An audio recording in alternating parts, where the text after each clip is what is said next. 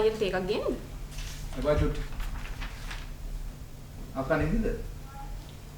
දුවම නිදි කරන ගමන් දෙන්නටම නිින්ද ගිහින්. අයියට බොන්න මොන හරි ඕනොත් කියන්න. මම දැම්ම නිදියන්නේ. චුට්ටි. පොඩ්ඩ මෙතන වාඩි වෙන්න.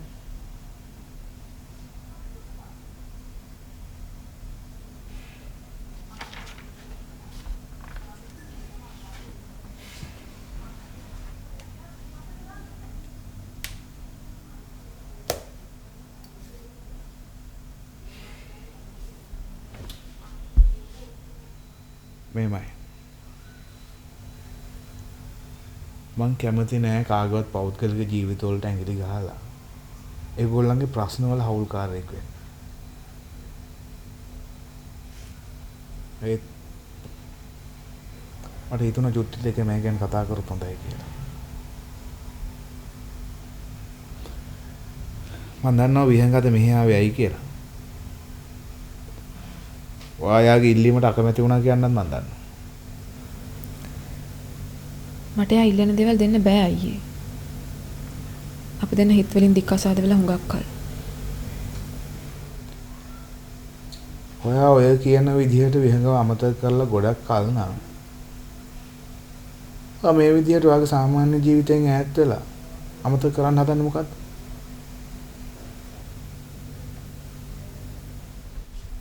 චුට්ටි බැඳීමක් ඇති වෙන්න සමහර විට අවුරුදු ගාණක් යනවා. නමුත් ඒ බැඳීම නැති කරලා දාන්න අපිට තප්පර ගාණක් යන්නේ. කසාදයක් කියන්නේ අපිට එහෙම තප්පර ගාණෙන් නැති කරලා දාලා අත පිය දා ගන්න පුළුවන් එකක් නෙවෙයි. කසාදයක් කටු ගාලා දැම්මත් ඒ ඇති වෙලා තිබ්බ බැඳීම අපිට අපේ හිත වලින් ජීවිත කාලෙදිවත් අයින් කරගන්න බෑ. මම ඒක දන්නවා අයියේ. ඒ වගේම කැඩිලා බිඳලා ගිය බැඳීම ආපහු තිබ්බ තැනට ගෙන්නත් කවදාවත්ම බෑ. මට විහංගත් එක්ක ආපහු අලුතෙන් බැඳීමක් ඇති කරගන්න බෑ. ඒක අලුතෙන් පටන් ගත්තත්, මුලින් පටන් ගත්තත්, මැදින් පටන් ගත්තත් මට විහංගත් එක්ක ජීවිතේ තියෙන අත්දැකීම් එකේ තීරණය ගන්න බෑ. මං ඔයාලට කියන්නේ නෑ විහංගත් එක්ක ආයෙ ගිහලා ජීවත් වෙන්න කියලා. මං දන්නවා විහංගාවත් අඩුපාඩුකම් ඇති. ඕන මිනිහෙක් ගාව ඉතින් අඩුපාඩුකම් තියෙනවනේ. ඒ වුණාට ඉතින් විහංග වාට වැරද්දක් කරලත් නෑනේ.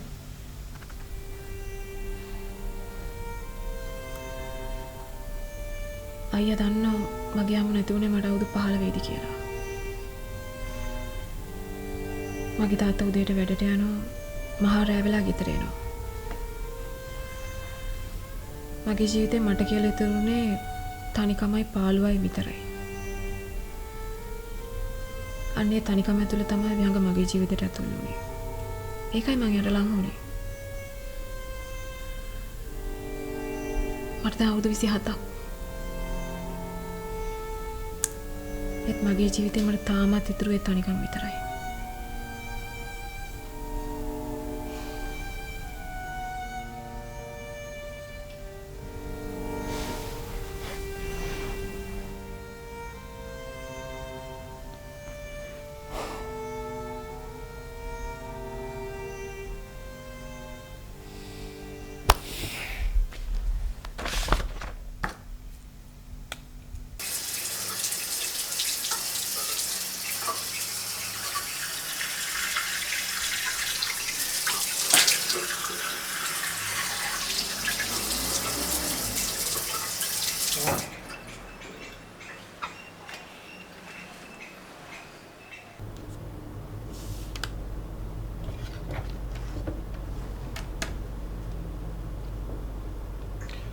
Good morning FM.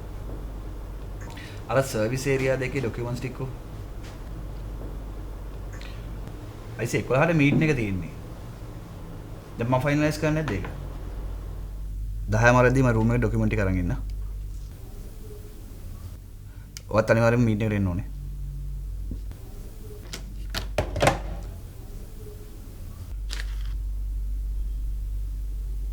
මොකද රෝල්?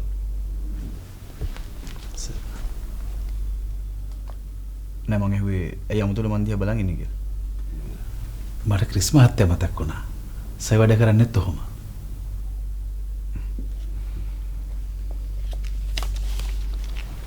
සෝය නොතන් ලිස්ට් වල සේල්ස් රිපෝට් එක.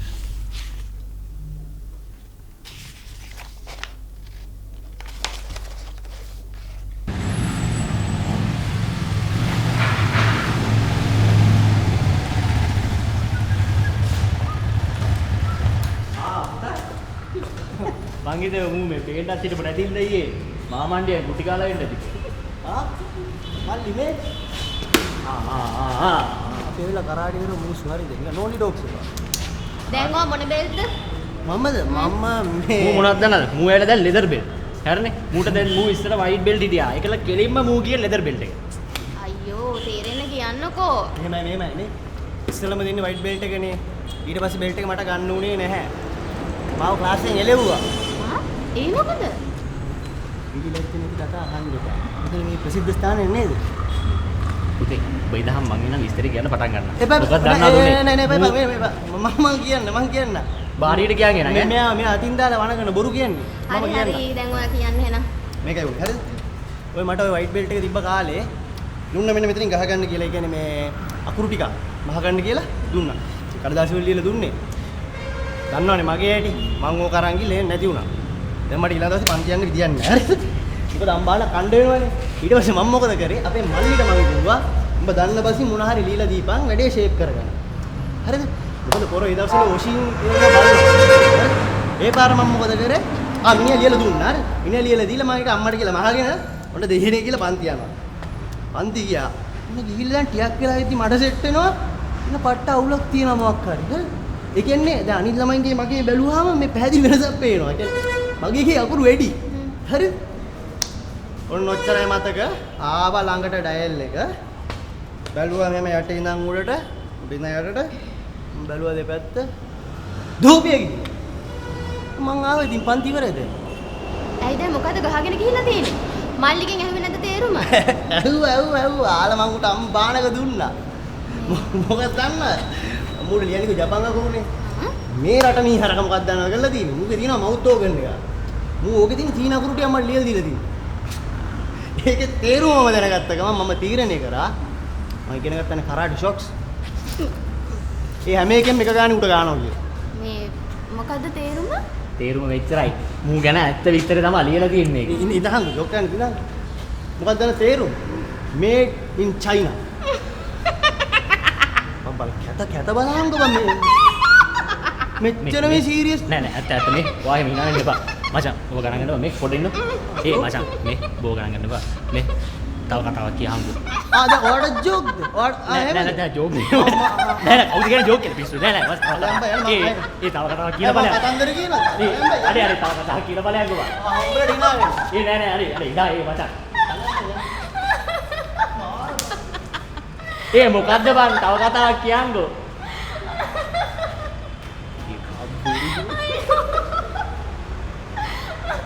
හිතුවා ඇත්තක් කියලා.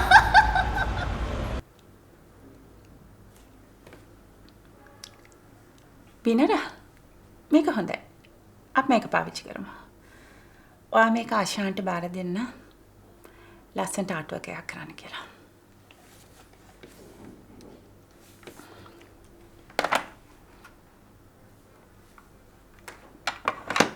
බිනර ඇයි ආඩ වෙන ඔප්ෂන් එකක් තියෙනවා?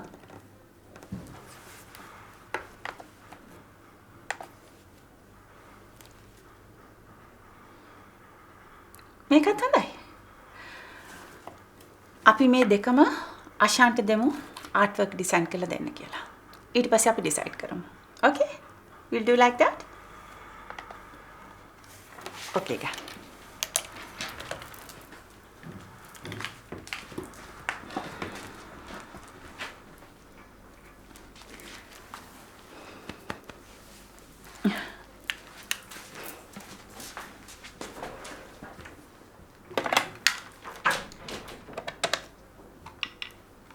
Hello, Dilma.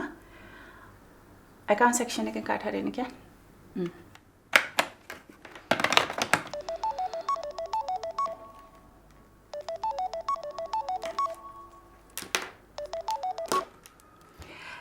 hello, Mr. Adish Virasekara. ඔයාට එහෙනම් අපිවත් මතක් වෙනව නේද? Hello.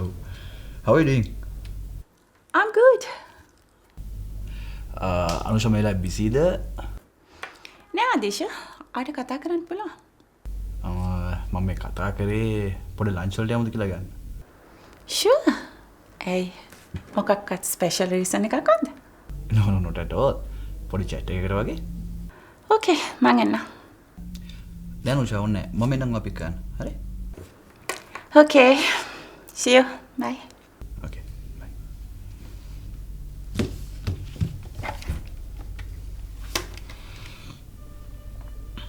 සපිනා ධනපාලි කියලා මගේ ජීප් එක කීය ගියන් තියන්න කියලා. Okay.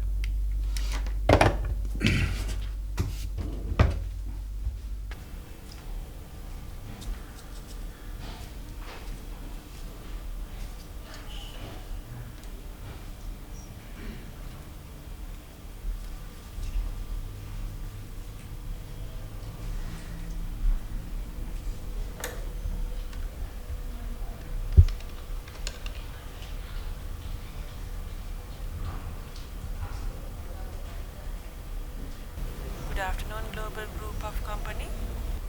Good afternoon. මට ආදීශ වීරසේකරට කතා කරන්න පුළුවන්ද? Chairman sir නම් සීට් එකේ නෑ මැඩම්. මෙසේජ් එකක් තියෙනවා නම් කියන්න මෙසේජ් එක දෙන්න. Come on. Thank you.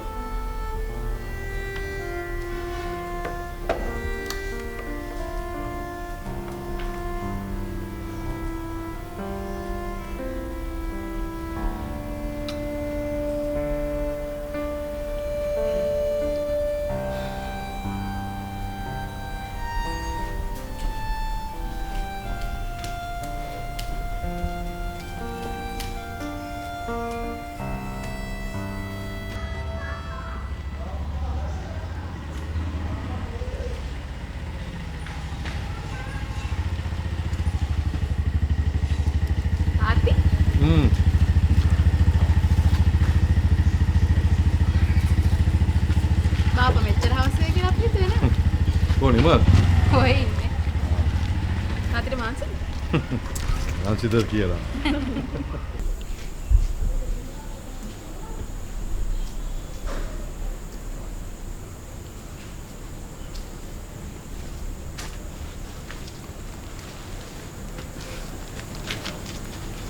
තාත්තේ නිදියන්නේ නැද්ද? මට මෙහෙට ආවම එහෙම ලේසියෙන් නිදිමතක් දැනෙන්නේ නැහැ දුව. ඒ මොකද? ඔයා දන්නවද? මං ඉස්සර මෙහෙ වැඩ කරද්දි මෙතන තිබ්බේ මීට වැඩිය වෙනස් ලස්සන බංකුවක්. ඔයාගේ අම්මා මේ බංකුවට වෙලා මං රෑ කීයට හරි ආවත් ඔය මග බලාගෙන ඉන්නවා. එයාව දැක්ක කියන්නේ මගේ මහන්සිය කොහෙන් ගියාද කියලා නෑ. ඊට පස්සේ ගෙට යන එක පැත්තක තියලා අපි දෙන්න මේ බංකුවට වෙලා දවසේ වල්පල් කතා කරනවා. අන්තිමට කිරියම්ම බැන්නම් පස්සේ තමයි අපි ගෙට යන්නේ. ඒ වගේ මතක සටහන් මැද්දේ මට මහන්සියවත් නැති මතක්වත් දැනෙන්නේ නැහැ දුව.